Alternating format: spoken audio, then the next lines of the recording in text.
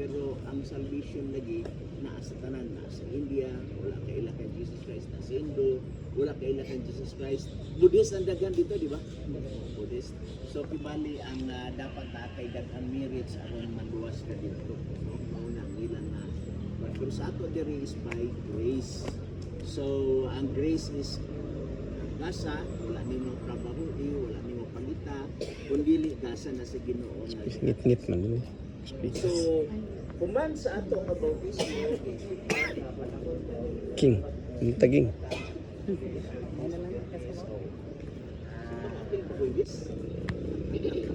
Pero natin merkulis na yan, as a business. Or grabe kayo sa trabaho kay dili kayo sa Pilipinas na may mga simbahan na wala na merkulis. Ay mga simbahan na wala na sa simba sa Bernes. Sa Sabado na pagkita kung kay ang ilang balay lagi gikan sa simbahan. But anyway, walay problema na siya as long as padayon ang atong pagsimba sa Ginoo, worship sa buntag o worship sa gabi. So, ato ido pa ato ulo, mag-ampo ta before tamato sa tubigan nga nako. Salamat o Diyos sa imong pakiguban, salamat sa imong gugmad panalangin, ang kalipay, ang pakiguyod kanimo, Lord, panalangin kini ang serbisyo sa pag-ila nga ikaw mao ang una nga sulundan nga gibautismuhan dili tungod kay ikaw nakasala apan tungod kay mahimo kining sulundan namo nga nagsunod kanimo. Padala ang balang espiritu, magiya ka namo. Salamat ng tanan kini mo gipangayo sa ngalan ni Jesus Christ. Amen. Okay, hinahinay ta dis tubig.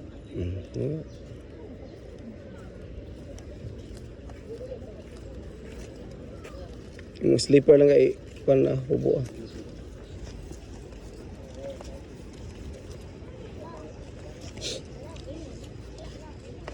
Dia hubo yung sleeper lang ka.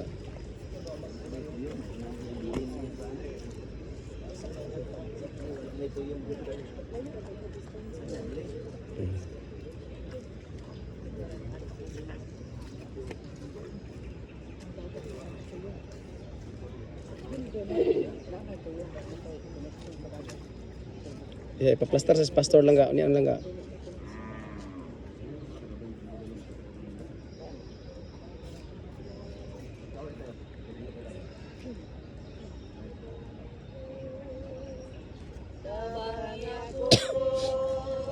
Ginoo sa takot ko, sa talan ko, hindi ka sunod ako. Hindi ka dinuan. Kasi ako Ginoo sa guguman nga balaan, kutliya kinabuhi ko sa tanan nga dautan. Masaya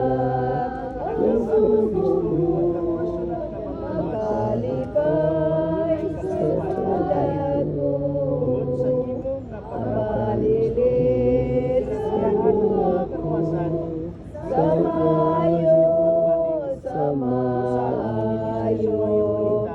O kasi ako, Ginoo, sa duguman nga balaan, o tiyaan kinabuhi ko, sa tanan ko kadautan.